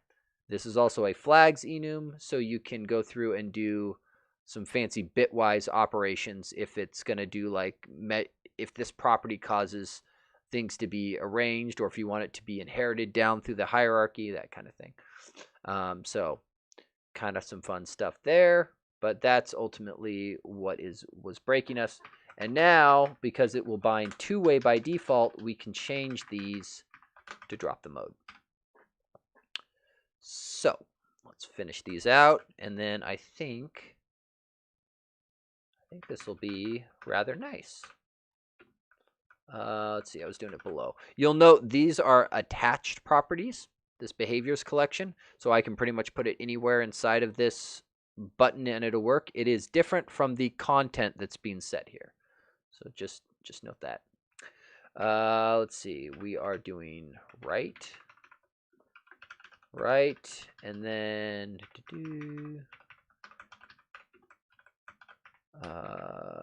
down. Boom. And now I just need a couple things. So one, we're going to drop this command. We don't need this constant here anymore. That goes away. That goes away. That gets cleaned up. And we're going to change these guys a little bit. Boom. So let's change this one, because I like things in order. Left, left,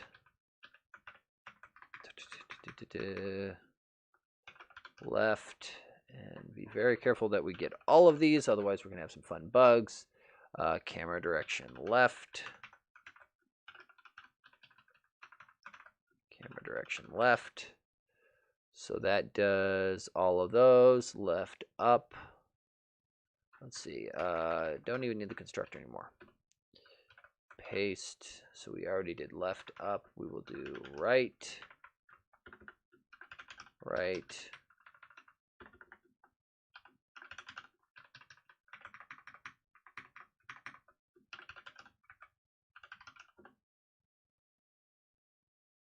Ooh. Autocode figure it out. Autocode figure it out. Ooh. Apply 4 suggestions. Nope. You didn't figure out the pattern. Sorry. I know you think you know the refactor that I'm doing, but you just don't. Sometimes it is really awesome and great when it figures out the pattern that you're doing for your refactor and it just does it for you. And other times it's not smart enough yet. So, very useful tool. Highly recommend turning on IntelliCode if you don't already.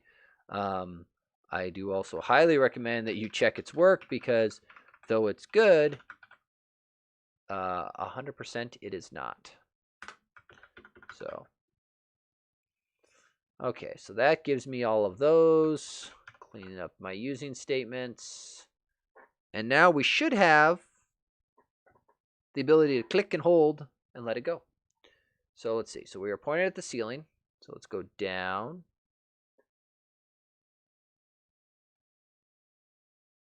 Okay. Right.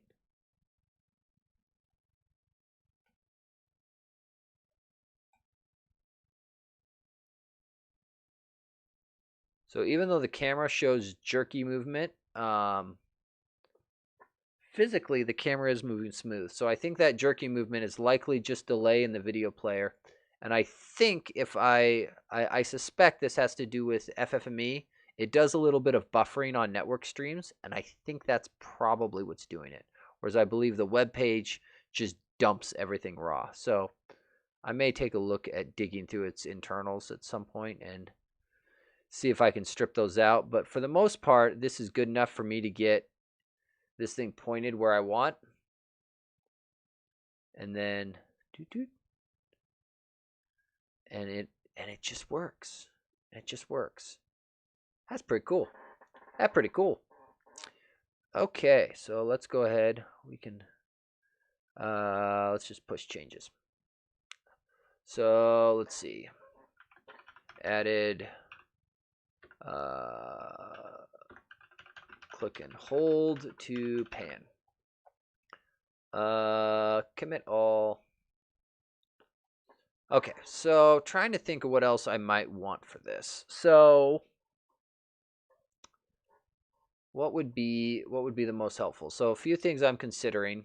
The IR control might be nice to have a toggle for that. And then also settings to control the camera stuff. But the settings might be a little not needed for me right now because it's for me and one camera, whereas the IR is something I might want like now. So let's go with that. So let's go and look. We need a toggly thingy. So let's go find us a good toggle that looks pretty.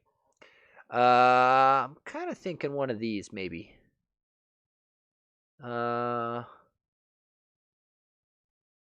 Yeah, I might do one. I kind of like the accent one. So give me one of those, please. And let's go back to our main window. Close all but this. And so here we've got our grid. I'm thinking I'm just going to rack the grid in a stack panel. And that way I can put something below it. I think right here is where we're going to... Nope. I can't type, but that's okay. That's okay. Copy. Try this again. Paste. There we go. So I want me a toggle button. And let's see here. So we'll leave the is checked for the moment. And that style looks great. So I should have a little toggle. And maybe what we'll do is we'll put this guy in himself a stack panel, right? And make this guy's orientation horizontal, just so that we can do a text block with some text that says, I don't know, IR. Boom. All right, so what we're looking to do is this button. And the unfortunate part is for me to actually fully test the IR settings, I would have to go and turn my lights off, which would kind of make my video stream seem boring. So we're just going to trust that this button does what it says it does. And let's look at its network calls. So IR on, IR off. Okay, so given that, I'm going to assume this guy is, so camera control CGI gets toggled, and there's a param and a value that gets tacked on to the URL. So param 14 value 1, param 14 value 0. So pretty simple. Let's see here. And let's go and on our camera interface, let's do something like task set IR mode. Bool is on. All right. We'll keep it simple. We will keep it simple. So implement interface. We don't really need this stuff anymore. So they'll clean that up. And we don't need these commands anymore either. And we do need this. So this guy will become an async. And this guy here, so let's do another build bit here. And I think what we're going to do, because this is camera control CGI, so copy link address. Let's go in here. Boom. Right. So we're going to grab this. So this camera control CGI bit is different here. So we're going to change that. That's fine. Query string. So login use is still the same. Login pass is still the same. So that much, we've handled this much of it. Let's see. Param. And we are going to need, so build camera control URL. Sure. And so we need an integer for the parameter. And until we run into a reason otherwise, I think what we're just going to do is param and value. So parameter, this guy down here becomes value,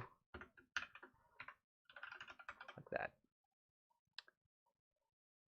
Yeah, something like that. So 14, and then I need to go 0 and 1. So I think we can just actually come in here, grab this guy, boop, and paste it in here, and unindent, unindent, unindent. Let's see, and build camera control URL. And let's see, so it's going to be 14 is the parameter, is on, pass a 1, else pass a 0. Let's see, build. Oh, I nested too many things. We just want that. Okay, let's see it work. Oh, that ain't gonna work because we got nothing calling it. Let's see here. So I wonder if there is a way to query that value. I'm mildly tempted to, so if I put this on, right, and then I refresh the page, does it know that it's on? It does. So there is a way to query that.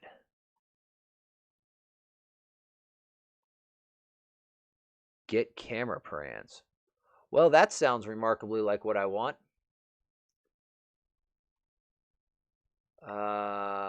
So you here, don't you show me response? Well, that's an exciting way to do. This is clearly pre-JSON. Let's see, hue, saturation, mode, speed, IR cut. So I'm guessing IR cut goes to, so let's copy this URL, copy link address, boom, boom, boom. We'll just go into this guy and paste that for the moment.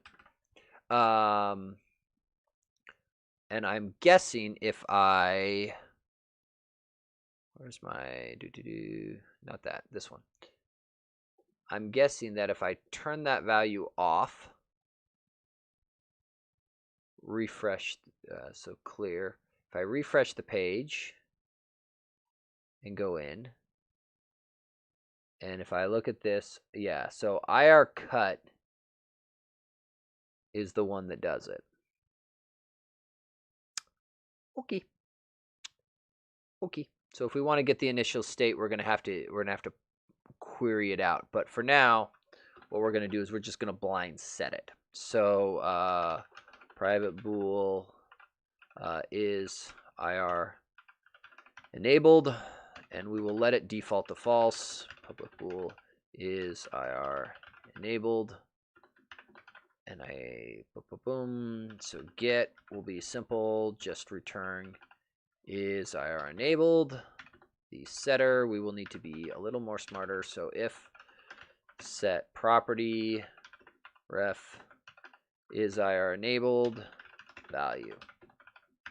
Boom. So if this value changes, we will do camera set IR mode value. So something that's worth noting here is these methods are async, and I'm calling them inside of a property. So these are effectively going to be fire and forget stuff. So there is a teeny weensy itty bitty little bit of a problem for timing if I just start rapidly clicking on these things, because these will all fire, and the order that those HTTP requests hit the camera is going to be kind of arbitrary. So that's the way that flies, because this starts the async call and then carries on its merry way and completes the property and releases the UI thread to handle the next click, which is great. It's fast, it's responsive. It's then sucky because, well, timing, because async's hard. Okay, it's not that hard. So IR off. I don't know how to test it. Oh, I know how to test it. Okay, so we think it's off, right?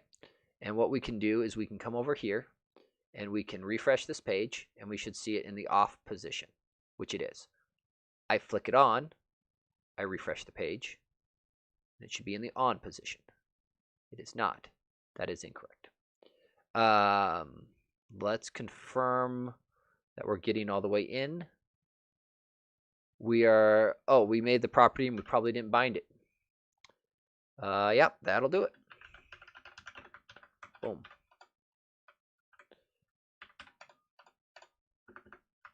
Okay, so now if we go back here, we believe it's on. Great. It's passing to true. Excellent. We're just going to assume that worked, and then we are going to, the fact that I saw that camera flash kind of makes me suspect that it is in the on position. We come here, it's now on. We turn it off. We refresh. It's now in the off position. Sweet. Okay, so I'm going to clean up that UI just a little bit because this kind of looks ugly to me. So for starters, you should be indented. You need a little bit of margin around you. Give you a little bit of space. How does that look? As soon as I figure out where my window went, that's a little better. Kind of want to do some fancier text on this because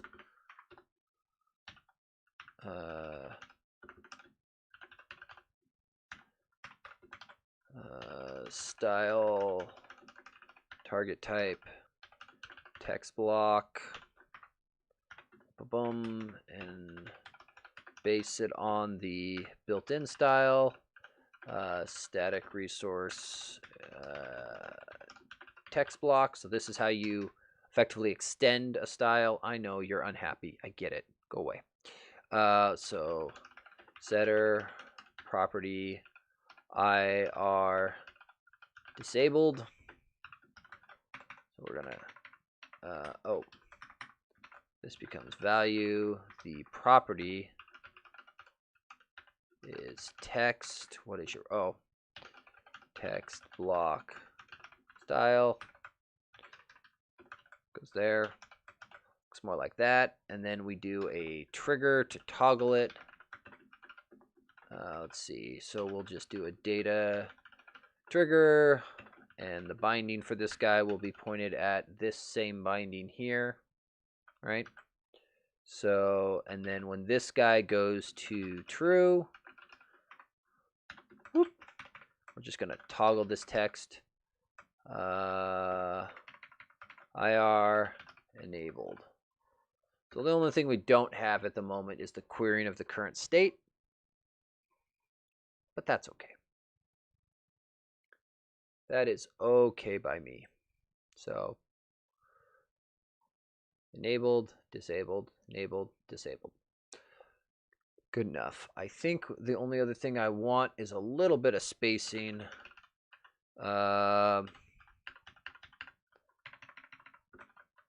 Between those guys, just so that it shows up a little nicer. That looks a little better. I like that. I almost want to do a little eyeball-y thing with an icon. But I also realize that it is bedtime for me, and so I should probably go plant this camera down next to my printer and play with it and make sure it's going to work for me so that I can watch it. And it will be awesome. Let's commit these changes. So if anybody is interested, adding IR toggle. So, boop, and push those things out. And thinking and successfully pushed. So if people are interested, that should all be out on this now. So if we look here, yeah, adding IR toggle. So if people are interested in looking at it, again, I'm building this largely for me. It's tied to a camera that I have. I don't expect this to be necessarily a generic solution, but if somebody's interested, or at least just interested in how I went through and handled this. I suppose at some point in time, this media element, I need to break this apart and expose out the camera URL. You know what? Let's do that real quick. Public string video URL, camera, get video URL. So I think we're going to just add that real quick. Create method, sure. And actually, let's do URI.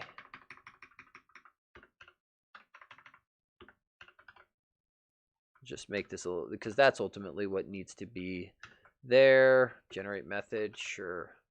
And then we'll come into here, we'll whack the string one. And then let's go to shield camera. Boom, boom, boom. Implement interface for me, and then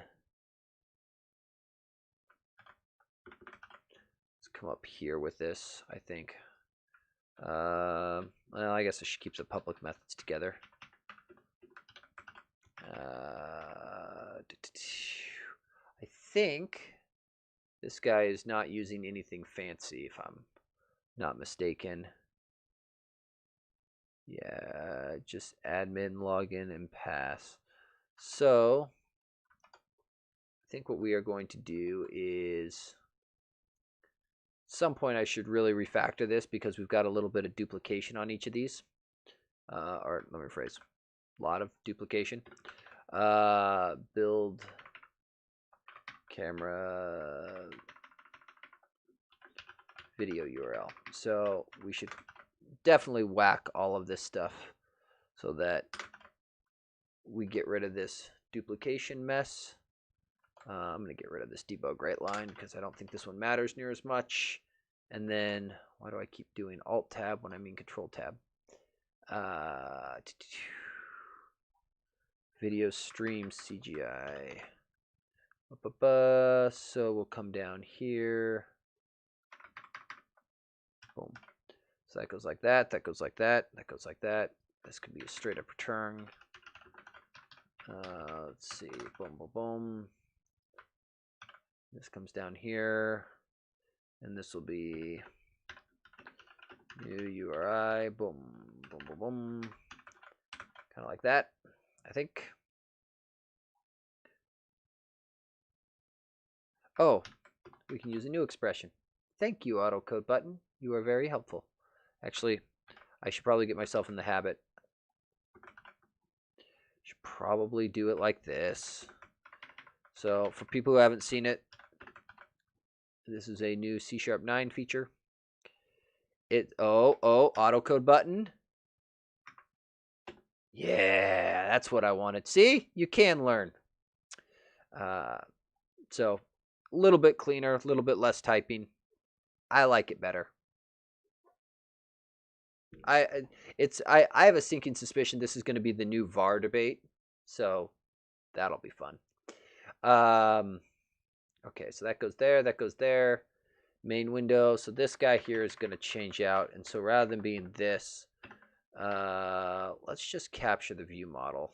I think private main window view model.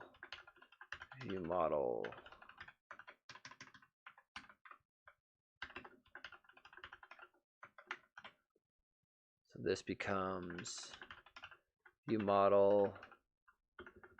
What is it? What did I call it? Video URI. Boom.